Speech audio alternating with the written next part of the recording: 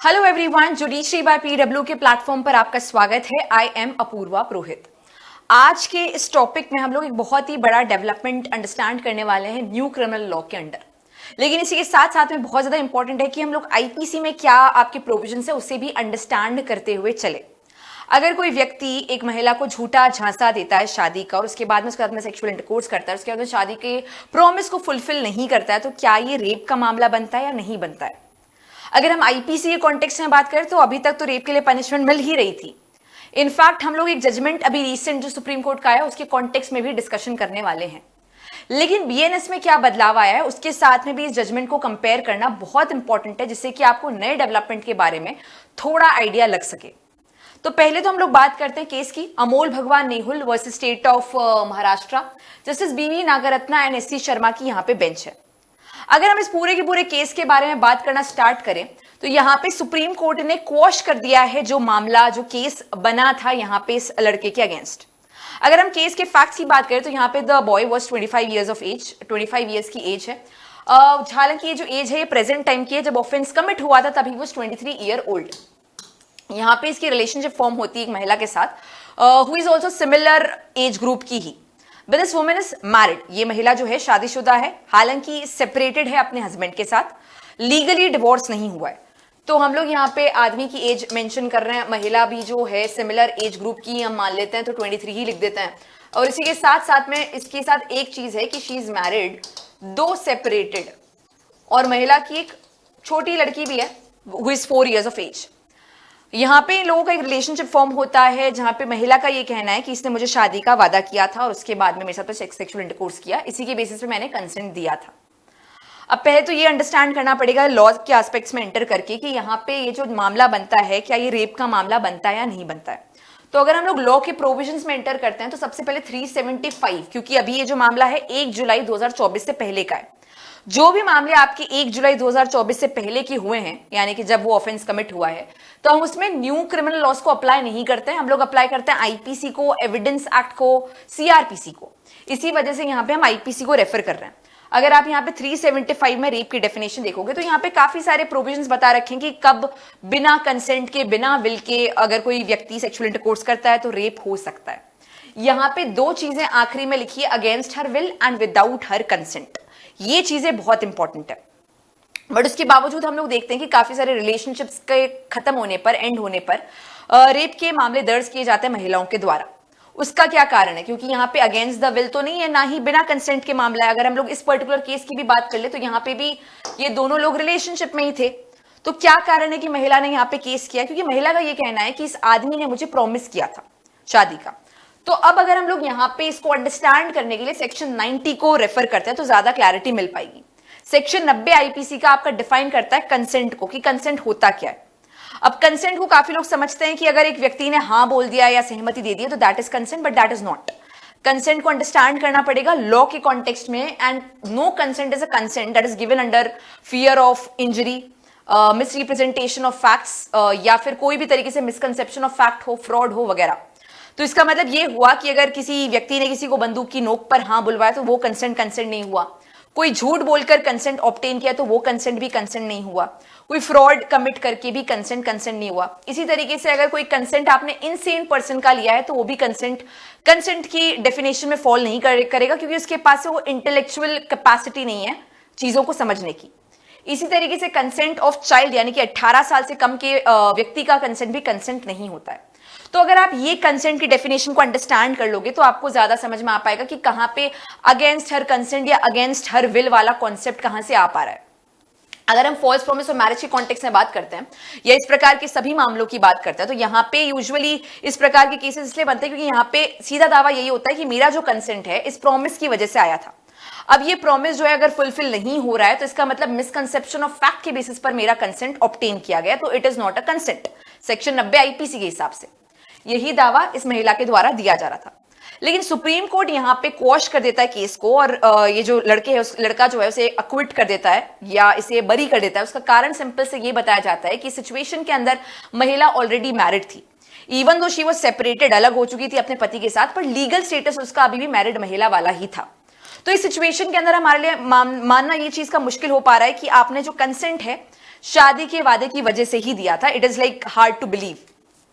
पूरे फैक्ट्स की बात करें तो महिला की पूरी स्टोरी ये है कि यहाँ पे हम लोग रिलेशनशिप में एंटर करते हैं और उसने मुझे कहा था जैसे ही आपका लीगली डिवोर्स होता है तब मैं आपसे शादी करूंगा। इसके बाद में प्रॉमिस को फुलफिल नहीं किया और मुझे छोड़ के अपने गांव गया। I went to his village एंड उसके बाद में इसकी फैमिली वालों ने भी इसके अगेंस्ट आपत्ति जताई और फैमिली वालों ने भी मुझे घर से निकाला। और इसका रीजन ये था कि हम दोनों अलग धर्म से बिलोंग करते हैं। This guy is a Hindu and I am a Muslim woman. अब यहाँ पे एक और कॉन्टेक्स्ट समझना बहुत इंपॉर्टेंट है कि breach of promise is very much different from false promise of marriage. यानी कि ब्रीच होना बहुत ही आम बात होती है। ब्रीच होने का रीजन हो सकता है कि फैमिली वालों ने अग्री नहीं किया, ब्रीच होने का रीजन हो सकता है कंपैटिबिलिटी इशू, ब्रीच होने का रीजन बहुत सारे कारण हो सकते हैं। फॉल्स प्रॉमिस ऑफ मैरिज जब वर्ड इस्तेमाल किया जाता है तो उसका मतलब ये होता है कि शुरू से इरादा मिसकंसेप्शन करने का ही था, कहीं ना कहीं झांसा देने का ही था। उन मामलों के अंदर सजा मिलती है वो भी तब जब महिला का कंसेंट केवल और केवल इस प्रॉमिस के ऊपर ही बेस्ड होता है। ऐसा नहीं कि कंसेंट पहले आया था प्रॉमिस बाद में हुआ था। उन मामलों के अंदर ये ऑफेंस नहीं बन सकता है। तो आपको लीगल एस्पेक्ट्स अंडरस्टैंड करने पड़ेंगे इस पूरे के पूरे सिचुएशन को समझने के लिए। 375 रीड विद सेक्शन नंबर 90। यहां पे आप रेफर कर सकते हैं 2023 के एक जजमेंट को which is Naim Ahmed versus state and city of Delhi, जहां पे भी कुछ ऐसा ही मामला था जहां पे महिला was married and the guy was also married. यहां पे भी कोर्ट ने यही कहा था it is hard to believe कि आपका कंसेंट प्रॉमिस की वजह से आया, कंसिडरिंग कि दोनों ही लोग, लड़का और लड़की दोनों ही मैरिड है। तो यहां पे अगर प्रॉमिस के ऊपर आप विश्वास भी कर रहे हो तो we can't defeat the provisions of law, क्योंकि लॉ भी हमेशा शादी के इंस्टीट्यूशन को प्रोटेक्ट करने की ही कोशिश करता है। तो सिचुएशन के अंदर ये मानना काफी ज्यादा मुश्किल हो जाता है। इन सारी चीजों को रेफर किया गया था। यहां पे हाई कोर्ट से भी पूछा गया था कि 482 के अंदर आपने इस मामले को क्वॉश क्यों नहीं किया था, क्योंकि अल्टीमेटली सुप्रीम कोर्ट को ही इस केस को क्वॉश करने की रिक्वायरमेंट पड़ी। महिला के द्वारा काफी सारी चीजें यहां पे कही जाती है, पर सुप्रीम कोर्ट अल्टीमेटली इस पे रिलाई करती है कि आपका लीगल स्टेटस क्योंकि मैरिड महिला का था, तो प्रॉमिस ऑफ मैरिज को बिलीव कर पाना कि इसके बेसिस पे ही आपका कंसेंट दिया गया था वो थोड़ा मुश्किल हो रहा है। अब आते हैं आज के टॉपिक पे, विच वाज कि अगर अभी के कॉन्टेक्स्ट की बात करें, प्रेजेंट टाइम्स की बात करें या न्यू क्रिमिनल लॉ में बीएनएस में भारतीय न्याय संहिता की बात करें, तो क्या ये जो मामला बनता है झूठा प्रॉमिस ऑफ मैरिज करके सेक्सुअल इंटरकोर्स करना, क्या ये अब रेप की डेफिनेशन में फॉल नहीं करता है? तो इसके लिए आपको रेफर करने की जरूरत है सेक्शन नंबर 69 ऑफ बीएनएस, भारतीय न्याय संहिता का सेक्शन नंबर 69। तो अगर आप इसको रेफर करोगे, स्क्रीन में अगर विजिबल नहीं है तो you can also refer your bare acts and otherwise search also. तो यहाँ पे sexual intercourse by employing deceitful means अलग से एक सेपरेट ऑफेंस की कैटेगरी में डाल दिया गया है। और अगर आप डेफिनेशन पढ़ोगे तो यहाँ पे साफ तौर पे लिख रखा है कि this is not amounting to the offence of rape, यानी कि अपने आप में रेप का ऑफेंस नहीं, सेपरेट ऑफेंस है। हालांकि इसमें भी 10 साल तक की सजा है, but it is not rape. तो अगर कोई भी पर्सन एक डिसीटफुल मीन्स यानी कि झूठा झांसा देना, कोई भी तरीके का झूठा प्रॉमिस ऑफ मैरिज, झूठा प्रॉमिस ऑफ जॉब और प्रमोशन वगैरह वगैरह, तो इन सिचुएशंस के अंदर सेक्शन नंबर 69 ऑफ बीएनएस में पनिशमेंट मिलेगी, 10 साल तक की सजा हो सकती है, but this offence is not rape. ये चीज क्लैरिफाई कर दी गई है। लेकिन पॉइंट ये आता है कि अभी भी अगर हम लोग देखें तो रेप को डिफाइन बीएनएस से भी कर रखा है, कंसेंट को 28 के अंडर डिफाइन कर रखा है बीएनएस में भी। तो जो भी जुरिस्प्रूडेंस यहां पे अप्लाई हुआ है वो बीएनएस में भी तो अप्लाई होगा और उस बेसिस पे रेप का ऑफेंस बन भी सकता है। बट यहां पे देखो अभी तक हमारे पास इतने सारे केसेस नहीं है और सुप्रीम कोर्ट ने इतना स्ट्रांगली एक स्टैंडिंग नहीं दिखाया है अभी तक। बट हम लोग ये मान सकते हैं कि special law always prevails over general law.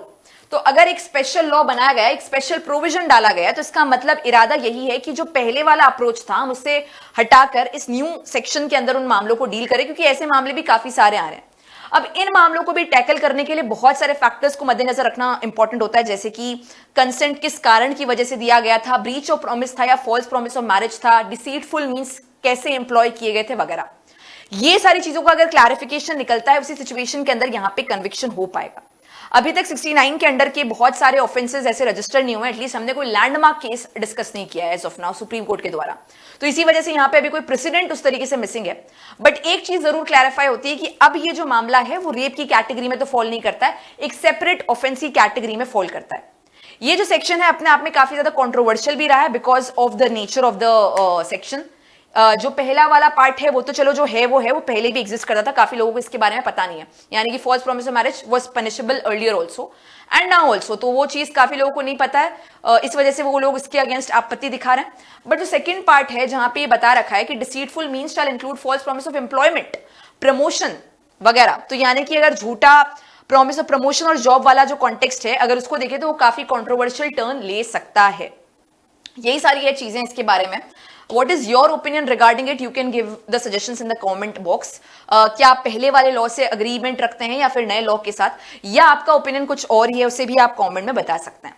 That is for today's session and thank you so much for joining in.